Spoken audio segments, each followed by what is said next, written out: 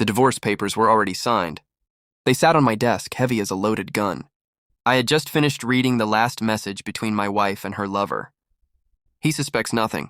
That was the line that killed whatever was left of my marriage. I was about to walk out of the office and file the papers when my assistant buzzed me. "There's a woman here to see you. She says it's urgent." I almost told him to send her away. Then she walked in. Elegant, composed, eyes like tempered steel. She closed the door behind her and placed a black briefcase on my desk. "I know about your wife," she said calmly. "And my husband." The air changed. She opened the briefcase. Stacks of documents and a bank confirmation letter. $50 million. "I will transfer this to you today," she said. "But you cannot divorce her yet. Wait 3 months." I stared at her. "Why?" Her lips curved slightly. Not a smile. "A warning. Because I want to destroy them properly. I used to love my wife. That's the part that still tastes bitter. We met when I had nothing but ambition. She believed in me before the world did. Late-night noodles. Shared umbrellas. Dreams whispered in the dark. When my company finally took off, she stood beside me at every gala, every ribbon cutting. People called us perfect. I believed them. Until the late nights started making sense. Until her perfume changed. Until she stopped looking at me like I was enough. The first suspicion came from something small. A second phone. Hidden badly, she thought I'd never look. I didn't at first. Then I did. Hotel bookings. Private villas. Messages full of things she stopped saying to me years ago. The man, Daniel Rahman. Real estate tycoon. Married. I didn't confront her. I didn't scream. I hired someone. Within 2 weeks, I had everything. Photos, audio, financial trails. She wasn't just sleeping with him. She was helping him siphon information from my company. That was the moment something inside me froze solid. I planned the divorce like a military operation. Asset protection, trust transfers, quiet board approvals, a forensic audit disguised as restructuring. She never noticed. Why would she? She thought I suspected nothing.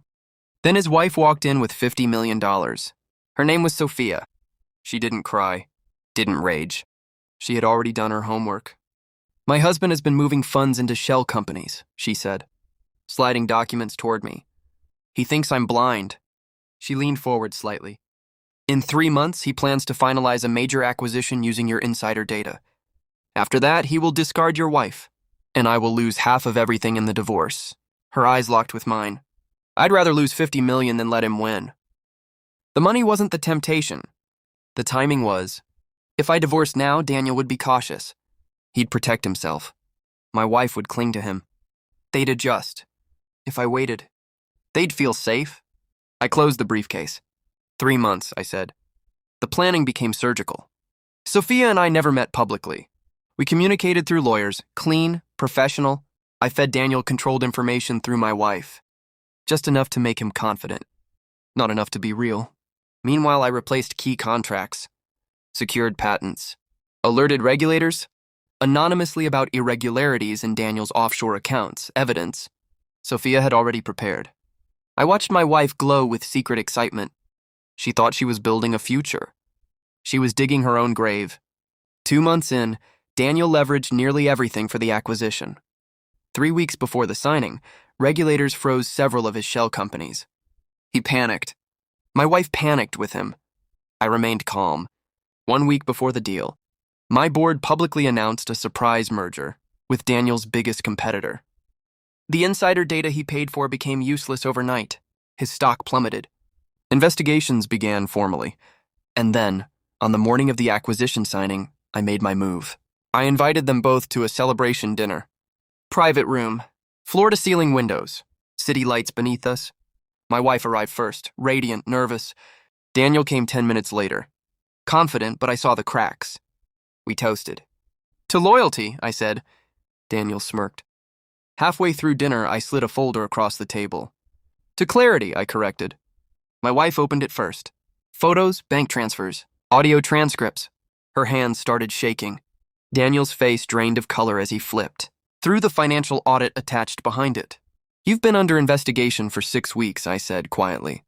"Regulators will be here tomorrow." He tried to stand. I continued. "And the insider data?" Every piece was fabricated. Silence, heavy, suffocating. My wife looked at me like she didn't recognize me. "When did you know?" she whispered. "The day you called him from our anniversary dinner," I replied. Daniel lunged verbally first. Threats, accusations. I let him burn. Then I delivered the final blade. "I've already filed for divorce," I said, sliding the signed papers across to her. "Effective tomorrow." Her eyes widened. "You said—" I said nothing. She had signed a post-nuptial agreement years ago. Infidelity voided her claims. She would leave with almost nothing. Daniel would leave with less. The fallout was spectacular. Regulatory charges, asset seizures, media leaks. Sophia filed for divorce the same week. She kept her empire. I kept mine. And the $50 million? I returned it. "I don't need it," I told her over the phone. Watching them collapse was enough. She was silent for a moment. "Thank you," she said. No emotion. Just respect. Sometimes people ask if I feel regret. I don't. I gave my wife love when she deserved it.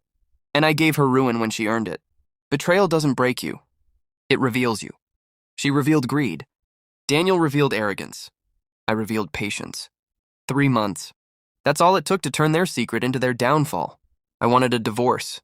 Instead, I delivered justice. And I slept better than I had in years.